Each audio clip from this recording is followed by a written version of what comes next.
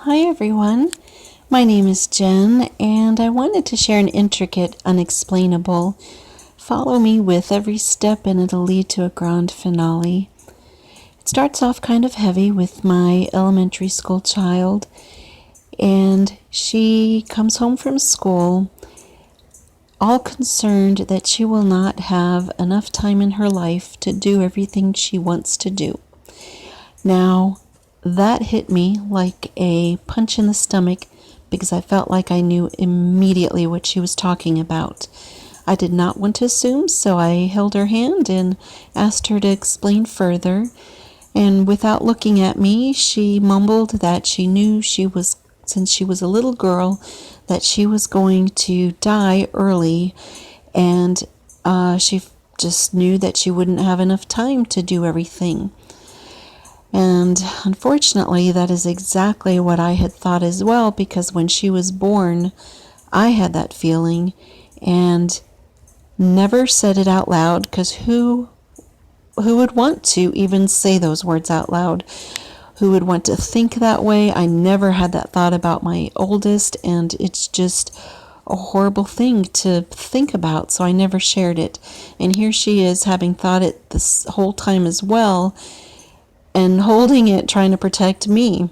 So I was crying with her, and I said, neither of us know when anybody's going to die.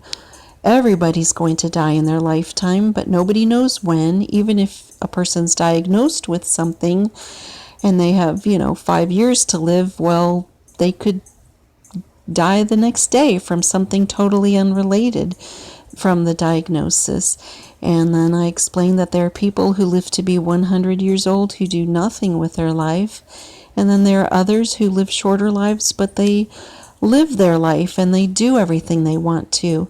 So I introduced her to a bucket list. And for those of you in Malta, Belgium, Netherlands, other places who may not be familiar with the term bucket list, it's where you write down the things you would like to do in your life, what your heart wants, what your spirit wants you to do, what your dreams are, what your wishes are. And you writing them down and holding that piece of paper, the intention puts the attention on having your dreams come true, having your wishes fulfilled, and having this become reality. So I was a little mortified when she wrote down that she wanted to sing the national anthem at a sports arena, at a professional sports arena. But within half a year or so, her school chorus did sing the national anthem at Atlanta's Turner Field. So the bucket list worked.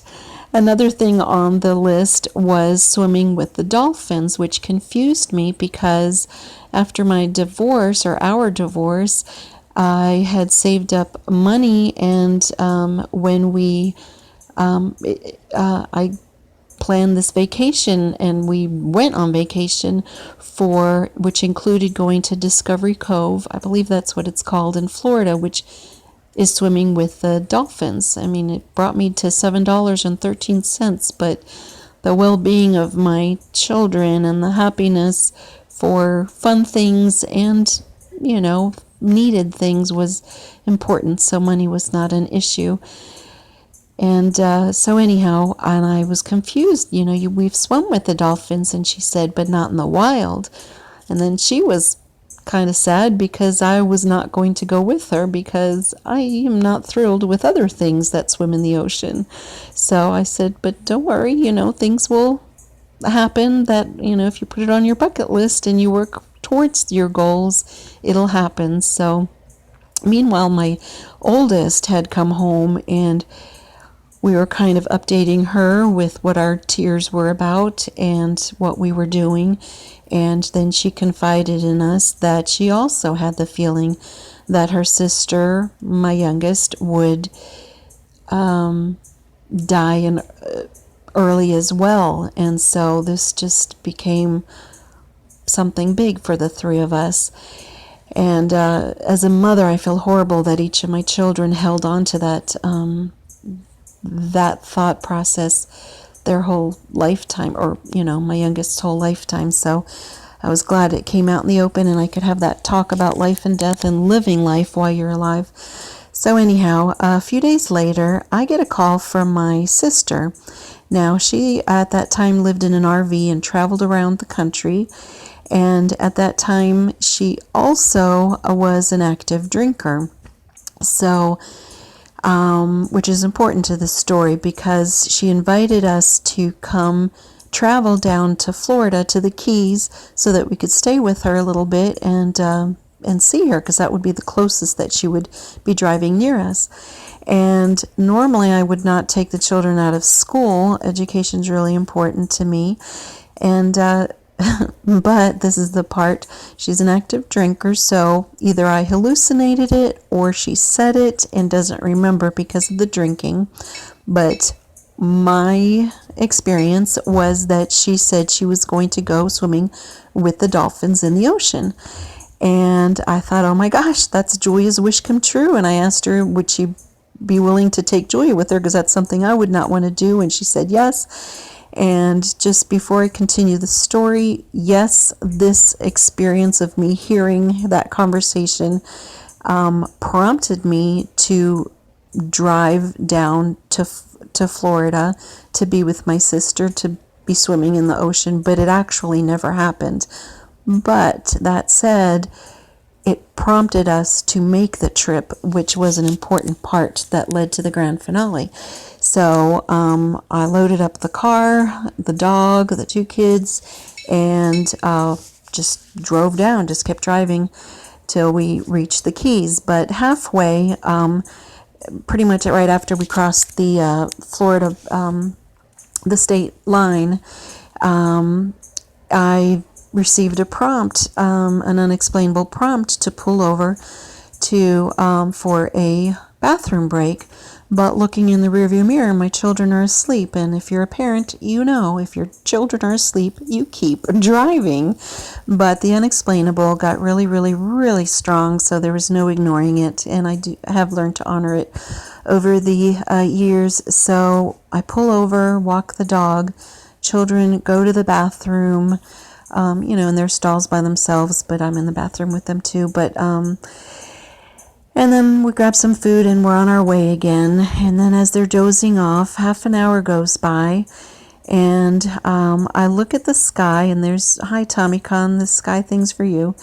This, I see peppering in the sky. It's like little specks. And the closer I drive, the specks turn to dots.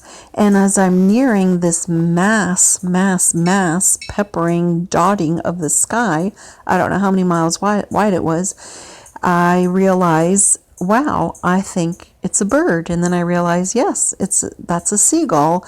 Those are seagulls. Those are birds. They're not 100 birds. They're not 1,000 birds. Those are that's a million birds. And that's the phrase that came to mind, was it's a million birds. So before we even got, we were just at the edge, and it was just so unearthly and so amazing that I woke my sleeping children up again. And first they grumbled, but then they saw what it was, and it was so incredible and unworldly. The weight of the feeling in the air was dense and just I don't know how to say it. It was just incredible and awesome, and we were quiet as we were just watching and in awe of birds and birds and birds and birds and birds. It was just incredible. And then as I drove by,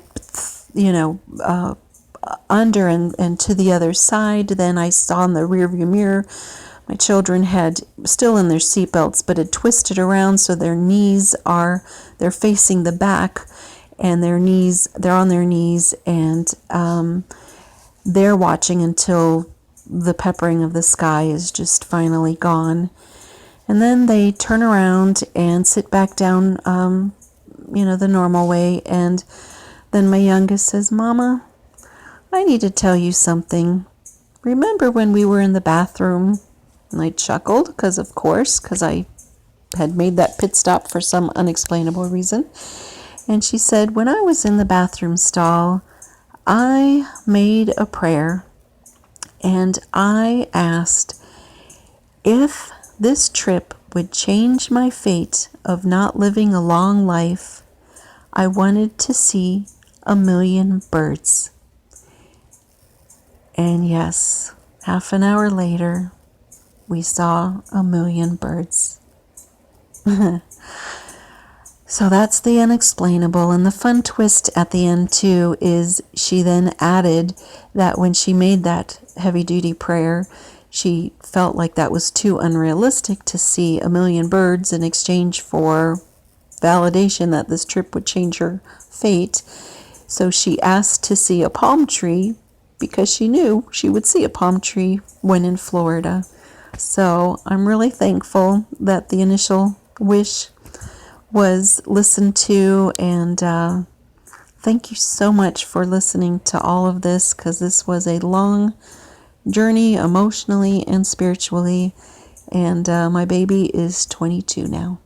All right, thanks for listening. Bye. Lots of love.